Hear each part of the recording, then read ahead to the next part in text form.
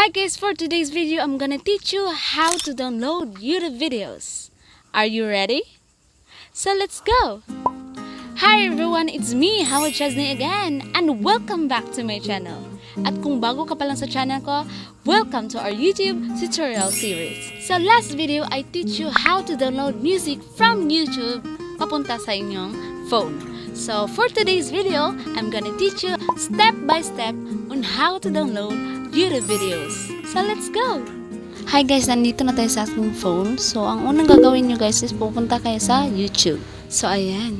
So kung hindi pa kayo nakasubscribe sa aking YouTube channel, please subscribe my YouTube channel and please hit the notification bell para mas updated ka sa susunod kong videos. So next ninyong gagawin guys is pipili kayo ng video na i-download nyo. So ngayon pipili tayo ng video. Scroll lang. So kani, on my knees, I choose this video covered by me. So ayan. So next natin gagawin guys is ika-copy link natin yung link ng video. So kung hindi mo pa alam kung ano o paano mag-copy link, so hanapin niyo yung share button. Ayan. Yan. At i-click lang yung share button. So ayan, hanapin niyo na rin ang copy link sa ayang pinakauna. Ayan, na-copy na natin yung link ng video. So next, back muna tayo. Then, sa mga Android user dyan, so punta lang kayo sa Google Chrome. Pwede din siya sa iOS users, Safari, and also Opera Mini. Yes, pwede siya as long na may Google. So, next yung gagawin is pupunta kayo sa taas, tapos i-type nyo yung address www.savefrom.net. So, ayan lang guys, save from net. Tapos, napapansin nyo, may lumalabas na siya sa taas kasi ginagamit ko siya. So, i-click lang natin siya.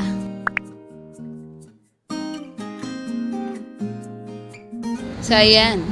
So, yan ang unang uma-appear guys. Save from .net, online video downloader. So, nakikita nyo, may enter the URL. So, that is the link of the video. I-paste natin yung link ng video na kinaka-link natin kanina. So, ayan. Type, paste. Ayan, umapir na yung link at didiretso siya sa video. So, pinapakita dito na ito talaga yung video na gusto mong i-download. So, susunod yung gagawin guys is may download dito sa baba. At dito sa gilid, may MP4 360. So, video resolution siya. So, may pipilian kayo dito guys. So, may 480, may 360 pero walang sound. So, dito tayo sa pinakauna, MP4 360. So, ayan. Didiretso siya sa ads. Kaya, back lang natin siya. Pagkatapos, lumalabas yung video na dinownload nyo. So, yan ang video, actual video na dina-download natin. So, susunod yung gagawin guys, is hanapin nyo yung tatlong dots sa gilid. At may download. So, click lang natin yung download. So, ayan. Nagda-downloading na siya. Tapos, sa notification ng Chrome, may ganito na siya. So, nagda-downloading siya.